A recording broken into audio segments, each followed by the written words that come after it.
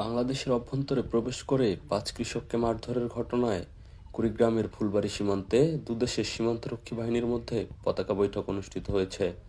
শনিবার দুপুরে ফুলবাড়ী উপজেলার গোরখমণ্ডল সীমান্তের ৯২৯ নম্বর আন্তর্জাতিক সীমানা পিলারের পাশে এ পতাকা বৈঠক অনুষ্ঠিত হয়। বৈঠকে বিজিবির পক্ষে লালমনিরহাট ১৫ বিজিবি ব্যাটালিয়নের অধিনায়ক লেফটেন্যান্ট কর্নেল শাকিল আলম এবং বিএসএফের পক্ষে ভারতীয় ৩ বিএসএফ ব্যাটালিয়নের ভারপ্রাপ্ত কমান্ডিং অফিসার অমিত কুমার নেতৃত্ব দেন। পতাকা বৈঠকে বিএসএফ কর্তৃক বাংলাদেশি কৃষকদের মারধরের বিষয়ে বিএসএফকে কড়া প্রতিবাদ জানায় বিজিবি। মারপিটের ঘটনাটা কি স্যার? হ্যাঁ, পুরো জিনিসটা তো জানানো হয়েছে, তাদেরকে পুরো জিনিসটা জানানো হয়েছে।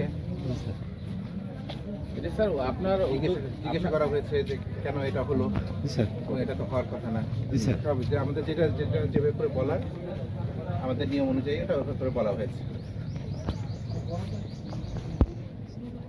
তো সব মিলে এখন পরিস্থিতি তো এখন নর্মাল, পরিস্থিতি তো তখনই নর্মাল। মানে কালকে দুপুরের পর থেকে ওরা চলে যাওয়ার পর থেকে তো আর ব্যাক করেনি, ব্যাক করেছিল না স্যার। হ্যাঁ, তাহলে পরিস্থিতি এখন কি আপনি বলেন?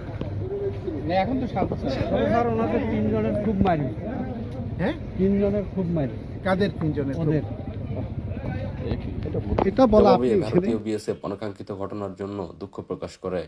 এই ঘটনায় জড়িত বিএসএফ সদস্যদের শাস্তি প্রদান সহ ভবিষ্যতে এ ধরনের ঘটনা যাতে না ঘটে সে বিষয়ে প্রতিশ্রুতি ব্যক্ত করে বিএসএফ সদস্যরা। বৈঠক শেষে বিজিবি এবং বিএসএফের একটি প্রতিনিধি দল ঘটনাস্থল পরিদর্শন করেন। লালমনিরহাট ১৫ বিজিবি ব্যাটালিয়নের অধিনায়ক লেফটেন্যান্ট কর্নেল শাকিল আলম সাংবাদিকদের জানান, বাংলাদেশের অভ্যন্তরে প্রবেশ করে কৃষকদের মারধরের ঘটনায় তীব্র প্রতিবাদ জানানো হয়েছে। জবাবে বিএসএফ দুঃখ প্রকাশ করে ভবিষ্যতে এ ধরনের ঘটনা না ঘটানোর এবং জড়িত বিএসএফ সদস্যদের শাস্তি প্রদানের প্রতিশ্রুতি ব্যক্ত করেছে। অনিল চন্দ্র রায়, রংপুর নিউজ, ফুলবাড়ী।